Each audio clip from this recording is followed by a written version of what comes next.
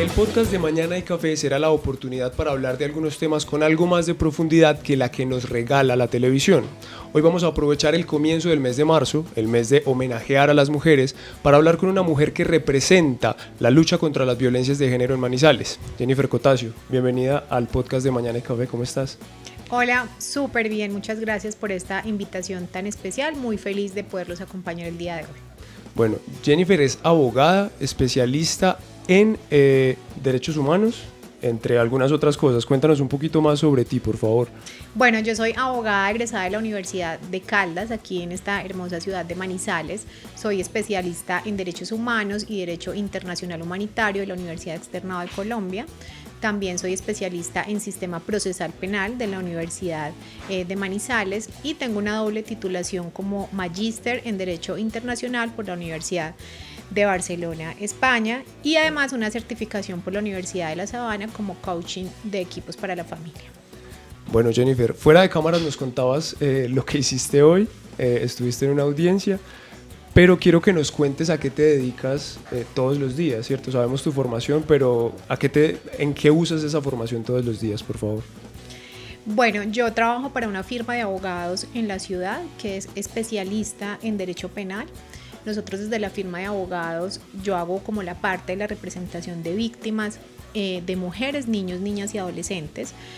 Litigo para asuntos relacionados con derecho penal, comisarías de familia, garantía de derechos fundamentales ante el ICBF, acciones constitucionales, entre otros. Digamos que ese es como mi rama y a lo que yo me dedico en el día a día, más también los procesos o los litigios ante la jurisdicción de familia. ¿Por qué escogiste este camino? Quiero decir, en algún momento tuviste que decidir ser abogada y quiero saber si decidiste ser abogada pensando en que ibas a ser la abogada que eres hoy o pensabas en alguna otra cosa, se te cruzó esto. Bueno, siempre desde muy niña, más o menos entre los 10 y 12 años de edad, me destaqué en el municipio del cual vengo, donde nací, en Chinchina, Caldas. Siempre fue una líder social innata, me preocupaba por las causas sociales, por las poblaciones vulnerables y de ahí pues como mi deseo también muy genuino de poder ayudar desde una profesión a las personitas que nos vamos encontrando en el camino y que a lo mejor no tenemos las herramientas suficientes para apoyarlas o defenderlas en causas que uno considera deben ser justas. Desde ahí pues como empezó como todo el amor desde Chinchiná por ayudar a las poblaciones. Me formé entonces en la Universidad de Caldas y ahí empezó pues lo que sería este gran camino de lucha por los derechos humanos. ¿Hay algún momento que tú recuerdes en tu juventud en el que dijiste es por esto que me quiero dedicar a lo que me dedico ahora? ¿Sí me entiendes? Como que es por esto que quiero defender los derechos de los más vulnerables, de las mujeres, de los niños. Sí, pasó algo muy importante y es que cuando tenía más o menos 12 años de edad, la Presidencia de la República hizo una convocatoria para una certificación como promotores de cultura y convivencia en los territorios. Entonces dio como una serie de talleres y digamos que fue algo grande para un municipio tan pequeño. Yo me inscribí, dije yo quiero estar ahí, yo quiero participar. Entonces tenía que hacer una cartelera grande de tamaño pliego de cartulina donde debía indicar como cuál era el mundo que teníamos y cuál era el mundo que soñábamos. Entonces yo hice un dibujo porque aparte me gusta mucho todo el tema de las manualidades y la parte artística. Entonces yo pinté pues como una especie de mural dentro de una cartulina donde plasmé algo relacionado con la igualdad de los géneros entre hombres y mujeres, donde las mujeres no estamos por encima de los hombres, pero tampoco estamos por debajo y estamos ubicados en una línea horizontal donde tenemos unos derechos que están protegidos por una constitución, pero que en ese momento no tenía como las herramientas suficientes para decir yo quiero defender esto desde una causa más jurídica. Entonces desde ahí yo creo que marcó como un punto de partida para lo que sería la vida profesional y repito, pues la lucha por los derechos humanos. Bueno, tú hoy seguramente seas referente para muchas niñas que quizá quieran seguir tu camino. ¿Quiénes eran tus referentes? Cuando tú eras pequeña, ¿a quiénes mirabas y decías yo quiero ser como ella? Bueno, digamos que desde la parte un poco más emocional y familiar, desde mi mamá.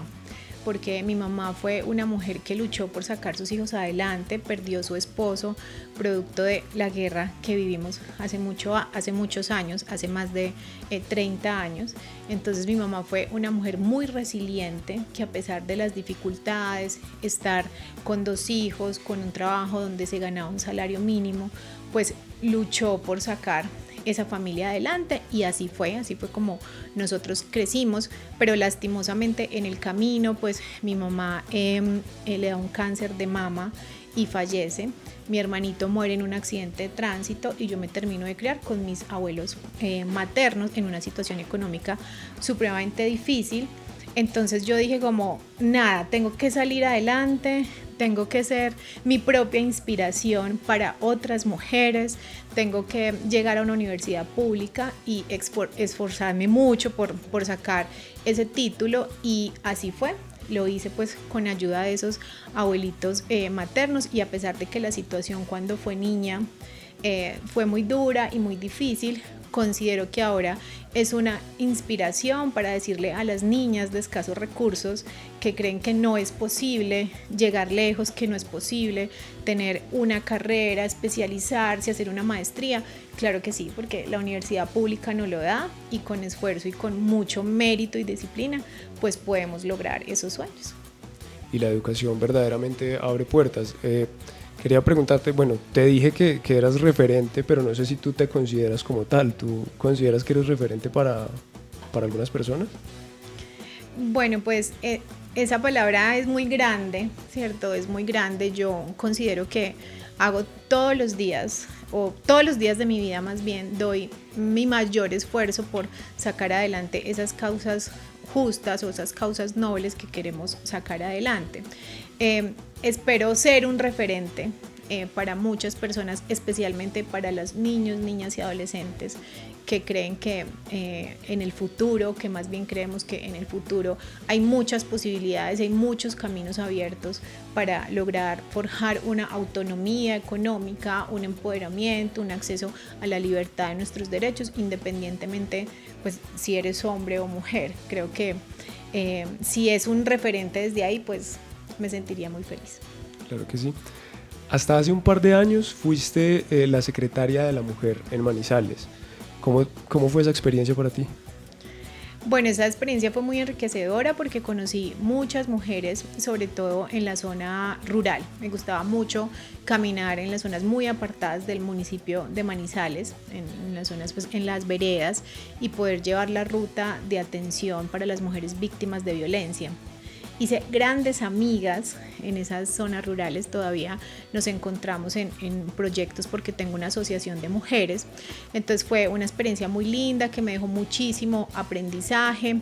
También desde la parte del sector público es complejo porque los derechos de las mujeres, para reclamarlos, al parecer están no en primer orden, sino en segundo orden. Las políticas públicas y los planes de acción no son tan efectivos a la hora de poderlos reclamar e implementar dentro de las administraciones municipales y departamentales. Digamos que no existe esa voluntad política a la hora de la asignación de recursos para prevenir y mitigar violencias basadas en género. Entonces ahí es complejo porque te pones tú en el papel de funcionario público que quiere hacer las cosas bien, que quiere crear un gran impacto, que los índices en las violencias disminuyan, pero a la vez tienes que informar a la comunidad de que hay que denunciar, pero no hay recursos públicos, pero no hay voluntad política. Entonces se limita un poco ese ejercicio en la función pública, pero sí, todas las experiencias son muy enriquecedoras. Bueno, no sé si esta fue tu primera vez en una cartera pública, pero quería preguntarte, uno a veces mira hacia atrás y dice, habría hecho esto mejor, o esto lo hice muy bien. Quiero preguntarte, ¿qué crees que hiciste muy bien y qué habrías hecho mejor con lo que sabes ahora? Bueno, creo que lo hice súper bien porque di lo mejor de mí. Yo trabajaba 24/7. De hecho, algo que me pesa o me arrepiento en ese momento es haber relegado un poco esa labor de crianza y de cuidado frente a mis hijos, porque tengo un hijo adolescente y otro en este momento de 10 años, pero yo lo di todo, hice todo lo humanamente posible. Como te digo, trabajaba 24/7, a mí no me importaba si era domingo, sábado, si una mujer estaba siendo agredida a la hora que fuera, yo me levantaba. Entonces di lo mejor de mí también desde ese conocimiento como abogada penalista y desde ese ejercicio profesional. Bueno, acabas de mencionar que, claro, si a una mujer era agredida, no sé, a ti te tocaba responder de urgencia. Sí, nosotros teníamos la activación de rutas de atención con un equipo psicosocial que estaba compuesto por abogada, trabajadora social, psicóloga y la secretaria de despacho, a pesar de que no era esa su función principal, estaba ahí para, digamos que para poder hacer seguimiento y supervisión a que esas rutas de acción se dieran de manera efectiva, a poder trasladar a las mujeres a un hogar de paso o a un hogar refugio, que lo llamábamos en ese momento, y que se pudieran salvaguardar los derechos. Entonces yo estaba ahí como siempre súper atenta, más desde el conocimiento de la profesión que tenía para que todo saliera bien. Bueno, ahorita mencionabas que es difícil, o al menos que en lo público parece que los derechos de la mujer están en un segundo orden. Quería preguntarte, aparte de eso, ¿qué crees que es lo más difícil de trabajar con estos temas?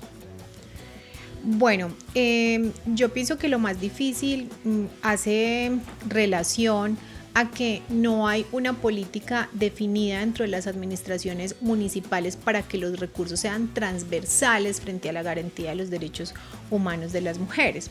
Entonces, si tú te pones a pensar, por ejemplo, una secretaría como infraestructura que maneja todo lo relacionado con obras, carreteras, puentes, tú dices, pero una mujer, ¿cómo se va a ver beneficiada ahí? Pues obvio que sí, porque el acceso a una movilidad eficiente reduce el impacto que tienen las mujeres en el acceso a derechos, por ejemplo, a una movilidad rápida para llegar a recoger sus hijos a un jardín, para no tener desplazamientos tan largos, para que esas labores de crianza y de cuidado tengan mayores espacios, que no sea en esa movilidad tan apretada que podríamos tener en el municipio o en un departamento. Entonces, cuando se generan esos programas y no se hacen transversales a una política que incluya un enfoque de género, las cosas no funcionan como tendrían que funcionar. Y además, lo más complejo es que muchas personas no saben del tema. Entonces, muchas personas hablan y creen hablar desde el conocimiento, pero no es así. Existe una política pública nacional, existen unos ejes transversales con los departamentos que debemos aplicar incluso en los municipios para muchas cosas, para los jóvenes, para los niños, para las mujeres. Pero esa falta de desconocimiento del funcionario público hace que la implementación de los programas con esos enfoques pues se vuelva poco diligente o poco oportuna.